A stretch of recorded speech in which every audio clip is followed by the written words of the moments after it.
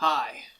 I know you probably all thought I died of salt poisoning, and yet here we are after all this time making up another oversalted, now with more sodium than the entire ocean. So, without further ado, let's launch right into things. The Sea Beast by Netflix tricked you into thinking it was a good movie. Now, I know what you're thinking. Oh, here comes another hater. No. First 30 minutes of this movie, I thought it was something. I was enthralled. It was an animated adventure movie about hunting monsters. So much fun. The action sequences, the world, really made me think it was going to be a great time. Fortunately, the rest of the movie happens.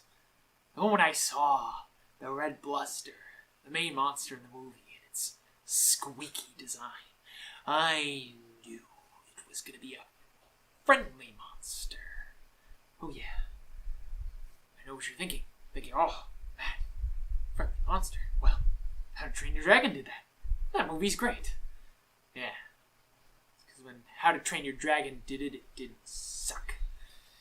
No, this movie, a little girl learns to trust the monster in about 2 minutes. About 2 minutes. She undoes an entire lifetime, a quest of revenge against monsters that killed her parents. In like one scene. And the monster, who's been hunted by humans all his life, decided that he's ready to trust this little girl after one scene. And How to Train Your Dragon takes the entire...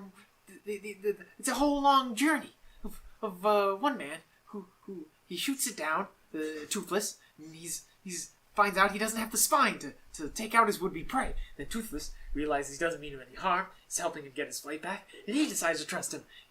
It's a whole relationship that develops over the course of the film. It's instant. They're just like, oh, we're friends now. Now, maybe you're not convinced. Well, let me use another example, and one that the director of this movie worked on. Lilo and Stitch, as I'm sure you're aware, is about a dangerous alien monster coming to Earth on Hawaii, being befriended by a little girl. Oh, look at that. What a coincidence. Only in Lilo and Stitch spends the entire movie being basically an erratic, monstrous killing machine that only barely manages to avoid destroying everything in his path. It's only towards the end of the movie that he realizes that the family he never had and always wanted is finally being presented to him, when only it's almost too late. The entire film takes him the whole time to get here. The Sea Beast has none of this nuance. It simply states that the monster was good and always was good, and they were all just idiots for not seeing it. I can forgive that. I forgive them for being just lazy in that little area. But instead, the movie implies that all monsters are good. No, they were all friendly all along, and humans all started the conflict, and it was all just a big misunderstanding. If that was the case, then why did the evil kingdom in the movie start this? They don't seem to gain anything from this. It's not like in whaling, when they got oil from the whales, an actual thing. They just asked for the cut off piece of horn as proof of the kill. So what are they actually getting out of this? They don't seem to get anything out of this. Unless, of course, the monsters really are a menace, which they are. You see, at the beginning of the movie, when the crew of the Inevitable is hunting the Red Bluster, they break off their chase to go help out some rum runner. So he's clearly some kind of merchant or smuggler or something. Either way, he's not a hunter, but his ship's being attacked by a big monster. Big monster clearly just wanted to eat people. Or how about that big crab thing? He sure looks like he woke up and chose violence. Now you're going to tell me that all the monsters are good guys? No. And what is this with kids' movies about hating hunting? It's so nice that you get to live in a time period when you don't actually have to hunt to survive. But guess what? People had to do that for a long time, to protect their cattle and themselves from wild animals that would eat them, not to mention that hunting is a much more ethical way to get your meat than the factory farming you used to, okay? So maybe dial it back a little bit, kids' films, with your self-righteous statements. Anyway, moving on.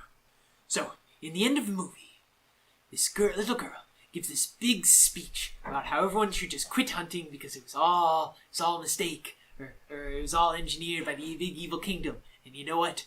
They do? Everyone just gives up hunting. And they give up exploring, too. What kind of adventure movie is this? They just give up everything. And movie, I don't know if you know this, but people don't just...